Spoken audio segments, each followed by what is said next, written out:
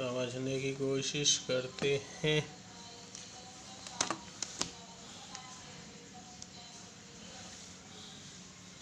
The product of a positive and negative integer is negative. बता रहा है कि इसमें कौन सा सही है, कौन सा स्टेटमेंट सही है, ये बताना है। एक पॉजिटिव और एक निगेटिव इंटीजर का प्रोडक्ट निगेटिव आएगा, बिल्कुल सही है। मल्टीप्लाई कराएंगे प्लस माइनस का माइनस होगा। दूसरा, the product of 3 negative integer is a negative integer. 3 negative integer का प्रोडक्ट एक निगेटिव इंटीजर होगा। जैसे -5, -3, -2 ले लेते हैं। 3 निगेटिव इंटीजर हैं तो ये 2 तो कट जाएगा, एक निगेटिव बचेगा, इसे निगेटिव इंटीजर होगा। तीसरा ले लेते हैं, of the 2 integer if 1 is negative then product must be positive. 2 integer हैं अगर और एक निगेटिव है, the product of 3 negative integer is a negative integer. 3 negative integer हैं, -5, -3, -2, 3 निगेटिव इंटीजर हैं। प्रोडक्ट तो निगेटिव आएगा, 2 कटेंगे, एक बचेगा, बिल्कुल। तीसरा ले लेते हैं, of the 2 integer if 1 is negative then the product must be positive. अगर 2 इंटीजर हैं, अगर एक निगेटिव है तो प्रोडक्ट पॉजिटिव होगा। 2 इंटीजर हैं, 2 इंटीजर, अगर एक निगेटिव है तो प्रोडक्ट पॉजिटिव होगा।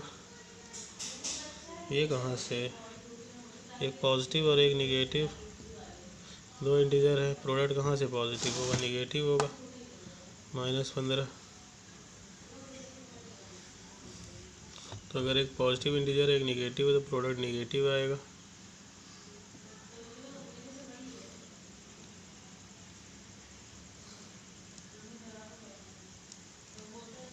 नेक्स्ट देखते हैं, fourth, for all non zero integer a and b a cross b is always greater than either a or B.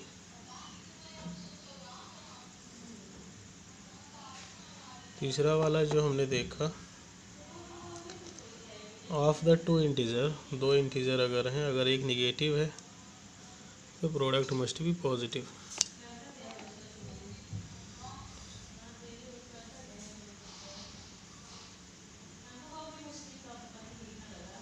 Of the 2 integer if 1 is negative then the product must be positive.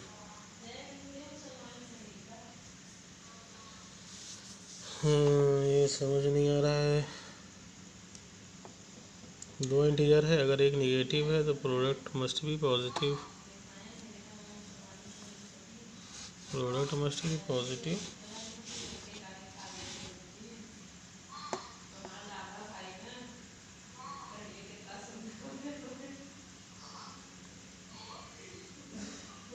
एक negative है और एक positive है तो product positive थोड़ी आएगा, negative आएगा, तो ये गलत है।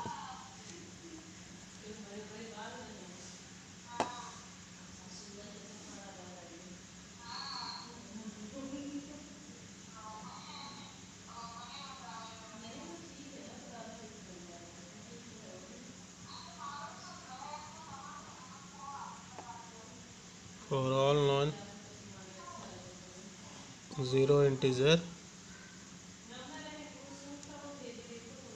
ए and b a cross b is always greater than either a or b. A cross B हमेशा बड़ा होगा ए या बी से, ए इंटू बी, ये कोई ज़रूरी नहीं है। जैसे 5 ले लेते हैं ए की वैल्यू और बी की वैल्यू 2 ले लेते हैं तो 5 दूनी 10, तो ए क्रॉस बी की वैल्यू, ए इंटू बी की वैल्यू जो 10 आई है वो 5 से भी बड़ी है, 2 से भी बड़ी है। लेकिन यहाँ बोल रहा है कि for all non zero integer, मतलब नॉन जीरो मतलब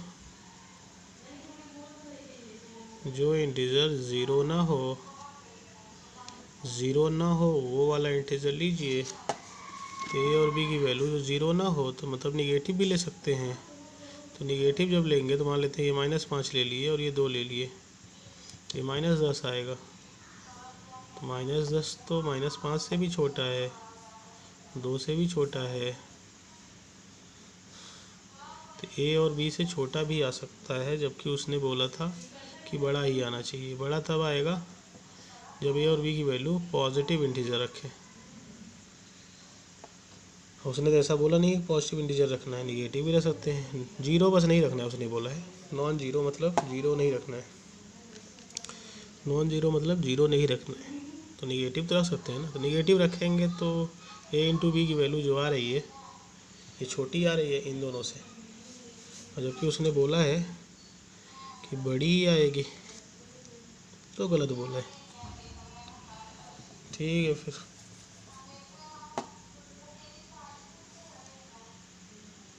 फिफ्थ देख लेते हैं। The product of a negative and positive integer में बी ज़ीरो।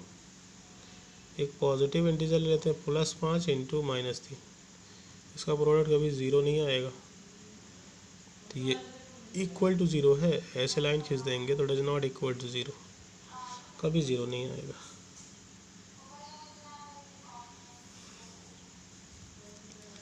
ज़ीरो नहीं आएगा, उसने बोला है ज़ीरो हो सकता है, तो गलत है। 6 देख लेते हैं। There does not exist an integer b such that a greater than 1। ऐसा कोई इंटीजर एग्जिस्ट नहीं करेगा बी सच दैट ए की वैल्यू ए से बड़ी हो। देखें यहाँ पे क्या लिखा है, there does not exist an integer b such that a greater than 1। ऐसा कोई इंटीजर एग्जिस्ट नहीं करेगा जिसमें ए की वैल्यू 1 से बड़ी हो, ए क्रॉस बी की वैल्यू बी के बराबर हो, is equal to b cross a के बराबर हो, इज इक्वल टू बी के बराबर हो।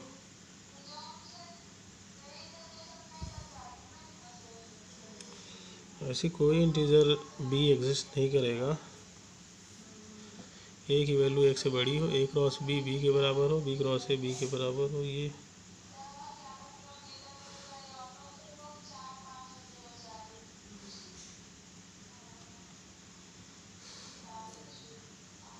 हाँ, ये तो सही है। ए वो कह रहा है ए इंटू बी की वैल्यू बी आए और बी क्रॉस ए की भी वैल्यू बी आए, और दोनों की वैल्यू बी के बराबर आए। ए क्रॉस बी और बी क्रॉस ए दोनों की वैल्यू बराबर आए, ए क्रॉस बी और बी क्रॉस ए दोनों की वैल्यू बराबर आए और दोनों की वैल्यू बी के बराबर आए। ऐसा कोई बी इंटीजर एग्जिस्ट नहीं करेगा। There is no existence of any integer. अगर ए की वैल्यू 1 से बड़ी हो, चलिए 1 से बड़ी बोल रहा है,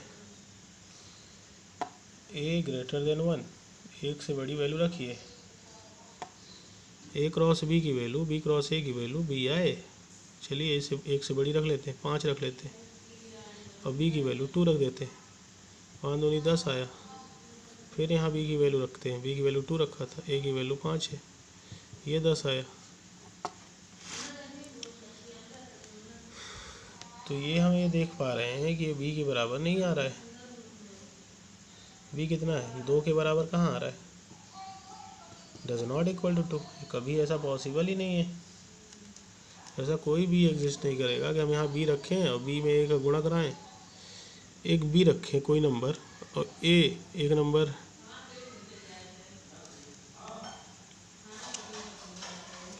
ऐसा कोई नंबर एग्जिस्ट नहीं करेगा बी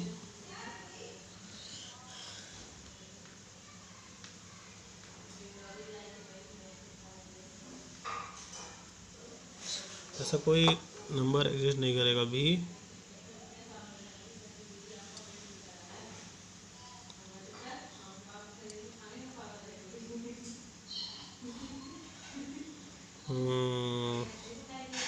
जिसमें ए क्रॉस बी और ए की वैल्यू 1 से बड़ी रखें। ऐसा कोई इंटीजर बी एग्जिस्ट नहीं करेगा जिसमें ए की वैल्यू 1 से बड़ी रखें, ग्रेटर देन 1 मतलब 1 से बड़ी रखें। तो ए क्रॉस बी की वैल्यू और बी क्रॉस ए की वैल्यू, ए क्रॉस बी की वैल्यू और बी क्रॉस ए की वैल्यू बी के बराबर आए, कोई इंटीजर एग्जिस्ट नहीं करेगा। बिल्कुल सही बात है, 10 में का सही।